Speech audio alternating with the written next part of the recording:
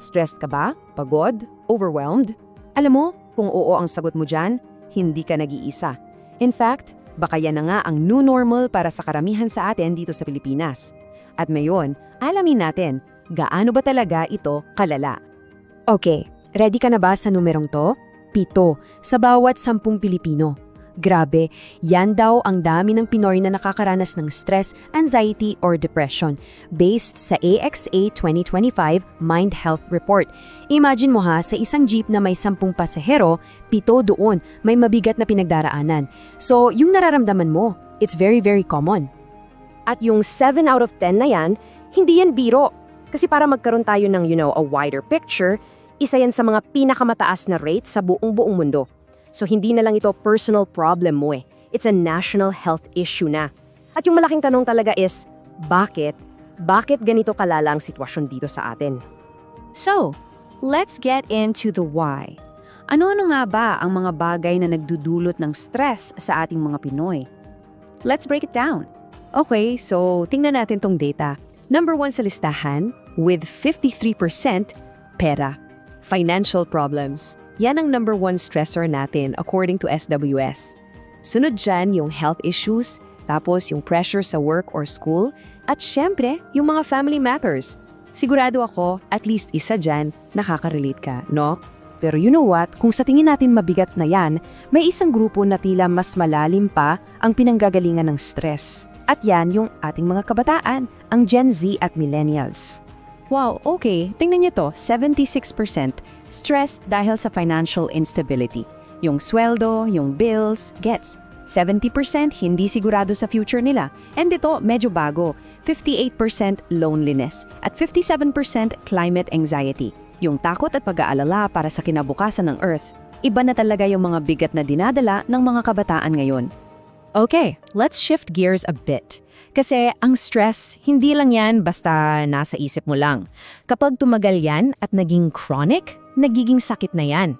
Tingnan natin kung paano nito sinisira ang ating katawan at isipan. Ito na yung tinatawag na burnout epidemic. Grabe, 70% ng Gen Z at 63% ng millennials nakakaranas ng burnout. At para malinaw, mas mataas pa yan sa global average ha. Hindi ito yung simpleng pagod lang after a long day. Burnout is a state of total exhaustion, physically, mentally, and emotionally. Yung pakiramdam na ubos ka na. So, ano yung mga red flags na dapat nating bantayan sa katawan natin? Ito, sabi sa isang study, 87% ng mga nagtatrabahong Pinoy nararanasan to. Yung palaging pagod kahit sapat ang tulog, hirap mag-focus, tapos, yung mga bagay na dati mong gustong-gusto gawin, wala ka ng gana. Familiar, di ba? Yan yung mga signs na sumisigaw na yung katawan mo for help. At yung epekto nito, hindi lang personal. Imagine this number, 68.9 billion pesos. Billion ha? Yan yung halaga na nawawala sa ekonomiya natin every year dahil bumababa ang productivity ng mga tao due to poor mental health. Ganyan kalaki ang epekto niya sa buong bansa. At sa likod ng bilyon-bilyong yan, ano bang nandun? Tao, tayo, mahigit 12 milyong Pilipino apektado ng depression at anxiety. Hindi na to yung isang kaso lang na naririnig natin. This is a massive public health issue. So, this brings us to another question. Bakit parang mas malala yung tama sa atin dito sa Pilipinas? May mga bagay ba sa kultura o sistema natin na nagpapalala palalo ng sitwasyon? Well, isa sa mga nakikitang dahilan ay itong malaking gap or disconnect. Tingnan nyo, 65% sa 10 alam na at tanggap na. Importante ang mental health. That's good awareness. Pero, isa lang sa bawat 3 tao ang may alam kung ano talaga ang gagawin. So gets natin na may problema, pero hindi natin alam kung paano ito sosolusyonan. Yun yung disconnect. At ang isang malaking dahilan kung bakit hindi natin alam kung anong gagawin, ito, access. For every 100,000 Filipinos, ilan ang mental health worker? 2 hanggang 3 lang. Grabe yung ratio na yan. Napakalayo sa ideal. Kaya sobrang hirap humanap ng professional na tulong. So with all of these numbers and facts, paano mo malalaman? Kailan ba nagiging delikado ang stress na nararamdaman mo?